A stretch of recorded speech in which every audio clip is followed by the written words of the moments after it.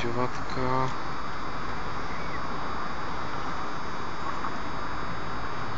Tady je Karolína, nové výstavba Karolína, to je tam to ovšede, že?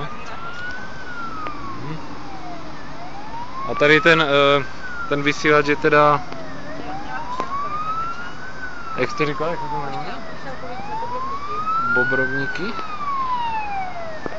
Dobrý. Nic, no, ještě to kašnu, jak to chrlí a...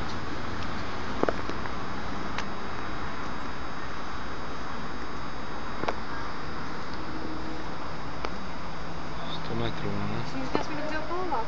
No, já zrovna nejsem ten typ na opalování, takže... Ani karoten nepomáhá? Ne. Mrkve, nic?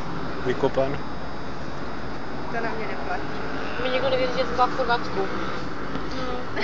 Spoležela na palčík, že jsem už taková akčnější, říkám, teďka se budu fakt opalovat, jsem počnou nic. No, někdo nechytne, no. Já jsem zase třeba furt oranžový, a jsem není já jsem oranžový. No, jak se říká, bílá barva krávu kdysi. Dobrý, to stačí asi.